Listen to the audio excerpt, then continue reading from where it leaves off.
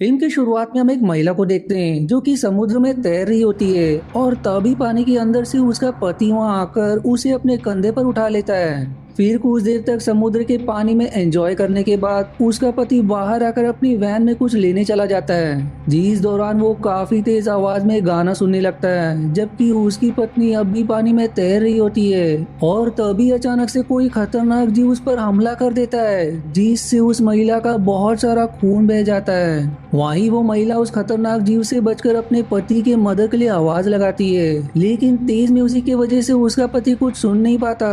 और तभी वो अनजान चीज फिर से उस पर हमला करके उसे अपने साथ पानी के अंदर खींच ले जाती है। अब आगे हम एक कॉलेज का सीन देखते हैं जहां मलिक नाम का लड़का गुस्से में निक के पास जाकर उसे ये कहता है कि मैंने तुमसे पहले ही कहा था कि यदि मैं एग्जाम में फेल हुआ तो तुम्हारी खैर नहीं। दरअसल मलिक ऐसा इसलिए कह रहा था क्योंकि पिछले कुछ हफ्तों से वो कॉलेज के टॉपर निक के साथ ही पढ़ाई कर रहा था। वहीं निक उसे गुस्से में देख काफी घबरा जाता है क्योंकि उसे लगता है कि मलिक फेल हो गया है, लेकिन मलिक हंसते हुए बताता है कि वो मजाक कर रहा था। यानी मलिक कॉलेज एग्जाम में पास हो गया है और अपने पास होने की खुशी में वो निक को एक पार्टी में इनवाइट करता है क्योंकि निक ने मलिक की पढ़ाई में बहुत मदद की थी। पर इस पर निक पार्टी में चलने से मना करते हुए बताता है कि अगले महीने उसके एग्जाम होने वाले हैं जिसके लिए उसे तैयारी भी करनी है। जिस पर फिर मलिक बताता है कि पार्टी में सहरा भी आएगी, जो सुनकर निक इस पार्टी के लिए तैयार हो जाता है। अब अगले सीन में हम माया नाम की लड़की को कार में देखते हैं जहां वो अपनी एक और फ्रेंड को कॉल करके मलिक के पार्टी के लिए इनवाइट करती है,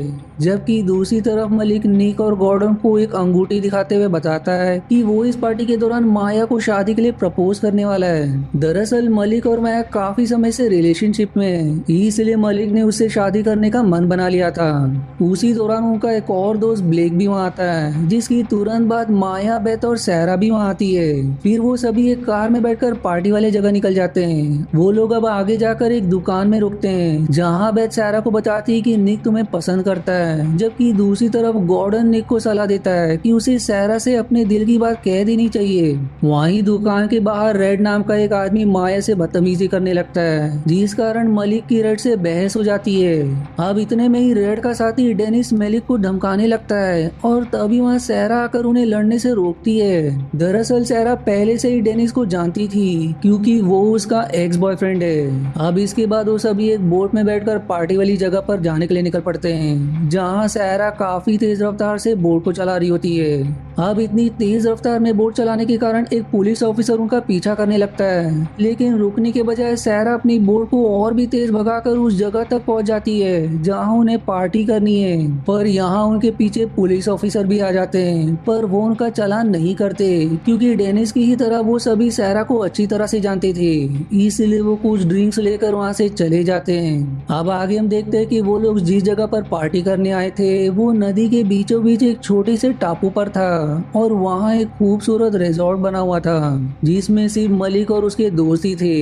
अब वो लोग मौज मस्ती करने के लिए बोट लेकर पानी में उतर जाते हैं, जबकि मलिक उस बोट के पीछे सुरंग करने लगता है। वहीं आगे जाने पर एक शार्क मलिक के पीछे पड़ जाती है, लेकिन उसे इस बात का बिल्कुल भी पता नहीं होता। पर थोड़ी ही देर में वो शार्क मलिक पर हमला करके उसे पानी में खींच ले जाती है, जो देखकर बोट पर बैठे हुए उसके दोस्तों को लगता है कि ज्यादा रफ्तार होने के कारण मलिक पानी में गिर गया है, इसलिए वो उसे ढूंढने की कोशिश करते हैं, लेकिन वो उन्हें कहीं नहीं मिलता। पर तभी किनारे की तरफ उन्हें मलिक नजर आता है जो किनारे पर आराम कर रही सहरा से मदद मांगते हुए वहीं बेहोश हो जाता है। अब यहाँ हम देखते हैं कि शार्क ने उसके एक हाथ को काट कर अलग कर दिया है। तब सहरा बाकी लोगों की मदद से मलिक को किनारे पर ले आती है जहाँ निक अंदर से फर्स्ट एड बॉक्स लाकर मलिक के हाथ में पट्टी बांधता है। इसके बाद वो लोग इमरजेंसी नंबर पर कॉल लगाते हैं, लेकिन नेटवर्क ना होने के कारण उनका फोन नहीं लगता, इसलिए वो लोग फैसला करते हैं कि निक, सहरा और माया मलिक को बोट से हॉस्पिटल ले जाएंगे। जिसके बाद निक पानी में कूदकर मलिक का कटा हुआ हाथ लेने चला जाता है क्योंकि उसका हाथ हाल ही में कटा है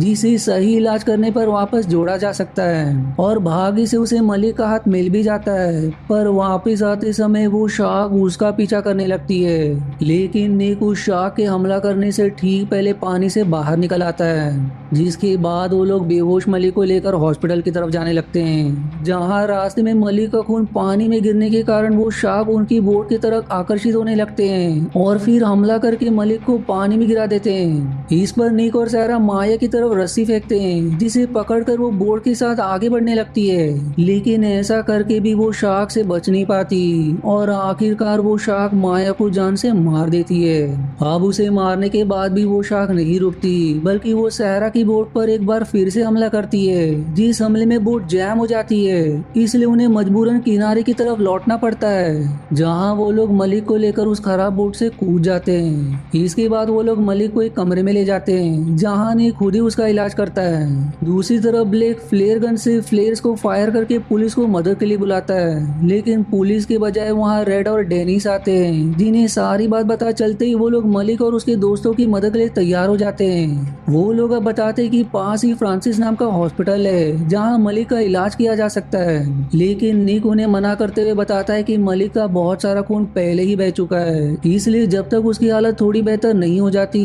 तब तक उसे कहीं भी ले जाना ठीक नहीं है। जिस पर डेनिस कहता है कि यदि ऐसी बात है तो तुम लोग में से कोई एक हमारे साथ पास ही एक हेल्प सेंटर जाकर मलिक के लिए मदद भेज सकता है। तब बेथ उनके साथ जाने के लिए तैयार हो जाती है, पर क्योंकि हाल ही में रेड और ब्लेक की बहस हुई थी, इसलिए बाकी लोग फैसला करते हैं कि वो बेथ को अकेला नहीं भेजेंगे, इसलिए गॉर्डन भी बेथ के साथ जाता है। वहीं थोड़ी देर बाद मलिक को होश आ जाता है और वो होश में आते ही ब्लेक से माया के बारे में सवाल करता है, जिस पर ब्लेक ना चाहते हुए भी उसे सारी सच्चाई बता देता है कि माया को शार्क ने निगल लिया। अब इस बात से मलिक को बहुत दुख होता है, साथ ही साथ वो शार्क से बदला लेने के लिए एक भाला लेकर उसे मारने चला जाता है, जो देखकर निक उसे रोकने की बहुत कोशिश करता है, लेकिन मलिक उसकी एक नहीं सुनता।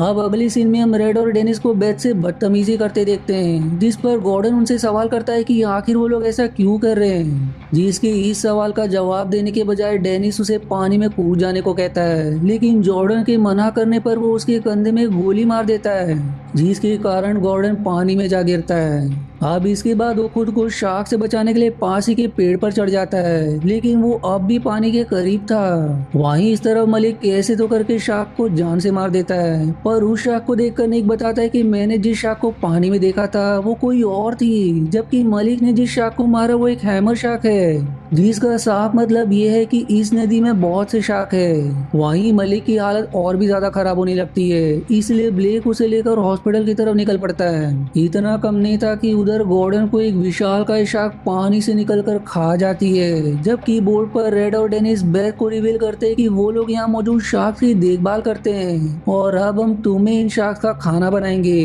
जिसके बाद वो बेथ को एक नेट में फेंक देते हैं, जिसके अंदर बहुत सी छोटी शार्क्स होती है, जो बेथ को नोच नोच कर निकल जाती है। अब अगली सीन में हम ब्लेक और मलिक को देखते हैं, जहाँ उन दोनों पर कुछ शार्क्स हमला करके उन्हें जान से मार देती है। दूसरी तरफ रिजॉर्ट में फिर से वही पुलिस ऑफिसर आते हैं, जिन्हें वो लोग सारी बात बताते हैं, लेकिन उसके बताने के दौरान ही निक बेहोश होकर गिर पड़ता है, जबकि सहरा को उस ऑफिसर के वॉकी टॉकी से डेनिस की आवाज आती है, जो ये बता रहा था कि उसने बेथ और गॉर्डन को जान से मार दिया है और अब वो लोग निक और सहरा को लेने आ रहे हैं। जो सुनकर सहरा समझ जाती कि वो ऑफिसर डेनिस से मिला हुआ है और उसने ही निक को बेहोश किया है, इसलिए वो एक चाकू से उस पर हमला करने पड़ती है, लेकिन डेनिस वहां आकर उस ऑफिसर को बचा लेता है। जिसके बाद वो लोग निक और सहरा को अपने साथ ले जाते हैं, जहां पुलिस ऑफिसर निक को एक कुर्सी से बांध देता है। अब यहाँ वो ऑफिसर निक से रिवील करता है कि उसने ही डेनिस और रेड के साथ मिलकर नदी में काफी सारे शार्क्स पा लिए हैं और उसने ऐसा इसलिए किया ताकि वो इंसानों को उन शार्क्स का खाना बना सके।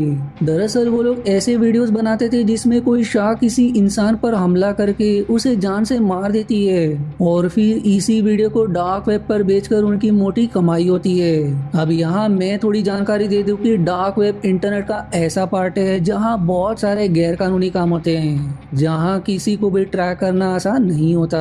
अब इधर हम देखते हैं कि पुलिस ऑफिसर निक को पानी में फेंकने वाला है ताकि शार्क उसे अपना भोजन बना सके, लेकिन निक उस ऑफिसर के पास पड़े गैसोलीन में जलता हुआ लाइटर फेंक कर उसमें आग लगा देता है, जिससे वो ऑफिसर जलने लगता है। जिस बात का फायदा उठाकर निक उसे पानी में ढकलकर खुद को आजाद करवा लेता है। अब ऑफिसर के पानी में गिरते ही बहुत सारी शार्क्स उसे नोच नोच कर खा जाती है। दूसरी तरफ डेनिस सैरा को एक बड़े से पिंजरे में डालकर उसे पानी में उतार देता है, जिसकी तुरंत बाद वो सैरा के ऊपर खूब सारा खून फेंक देता है ताकि शार्क्स उसकी तरफ आकर्षित हो सके। और तभी पीछे से निक रेड को बंदूक के निशाने पर लेकर डेनिस से सैरा को बाहर निकालने की धमकी देता है, लेकिन डेनिस पर निक की बात का कोई फर्क नहीं पड़ता। उल्टा वो एक चाकू से खुद ही अपने दोस्त रेड को जान से मारने के बाद निक पर टूट पड़ता है, लेकिन निक रेड के पेट में गोली मारकर उसे पानी में ढकल देता है। जिसके बाद अब वो सैरा के पिंजरे को पानी से बाहर निकाल ही रहा था कि तभी डेनिस पानी से बाहर निकलकर उस पिंजरे की रस्सी को काट देता है, जो देखकर अब निक एक हथियार के साथ सैरा को बचाने के लिए पानी में कूद जाता है, जहां डेनिस पानी के अंदर ही निक से लड़ने लगता है। तब सैरा पीछे से डेनिक का सिर अपने पिंजरे से मार देती है, जिससे निक को पानी से बाहर निकलकर सांस लेने का समय मिल जाता है। वहीं निक से लड़ाई के दौरान डेनिस का पैर सैरा के पिंजरे में फंस चुका होता है, इसलिए वो अपने पैर को बाहर निकालने की कोशिश कर ही रहा था कि तभी एक शार्क आकर डेनिस को कच्चा निकल जाती है, जिससे मौके पर ही उसकी मौत हो जाती है। और अब उसे मारने के बाद वो शार्क सैरा का पिंजरा तोड़कर उसे खाने ही वाला होता है कि तभी निक अपने हथियार की मदद से उस शार्क को जान से मारकर उसे बचा लेता है।